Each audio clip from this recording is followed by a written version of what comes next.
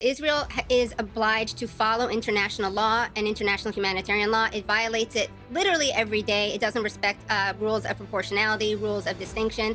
I think it's really dangerous for Shabbos to try to say that the genocide in Israel is somehow related to Judaism. That's certainly not good for the Jews. I think that what you're describing is an ethno-state and ethno-supremacy. I don't want a state to be given rights because of what is said in the Torah. I don't think that's fair. I don't think you'd accept that if any other leader did it.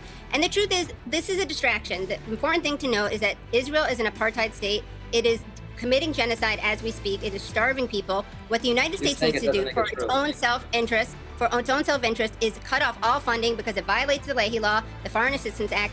Also, you kept talking, Shabbos, about how popular, how supported Israel is. Actually, support for Israel is at a historic all-time low, lower than it's ever been since modern polling. And that's because they see what Israel's doing. Everyone sees it. They see the children with their arms blown off. They see the children who are getting amputations without anesthetic. And they see that Israel is also not just doing this, but celebrating.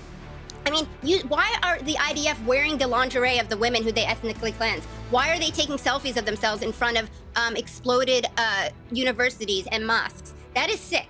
And why do the majority of Israeli people actually support ethnic cleansing? Not getting rid of Hamas. And also, no one mentioned the fact that Hamas has already agreed to give up political power. So if that's what this was about, then you would be negotiating. Israel has freed far more hostages through negotiation than they have through military actions. I believe the ratio is around 8 to 140. But Israel has decided that the priority is not saving hostages. It's also not defeating Hamas, because everyone knows that Hamas has grown since October 7th, not decreased.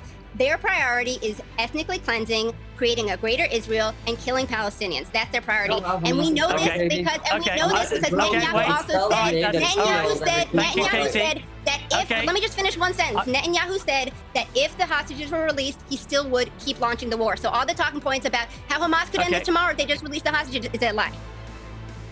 Okay, I was going to leave it there, but given, Shabbos, you've been putting your finger up to speak in a very plaintive way for the last few minutes, I'll give you 20 seconds to respond.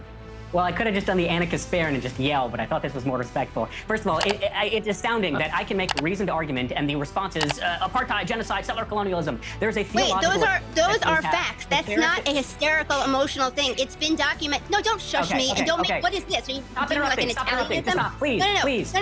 You're lying. No, you're lying. Please. Apartheid is not... Oh, you're not going to do the Annika Sparian? Shut up.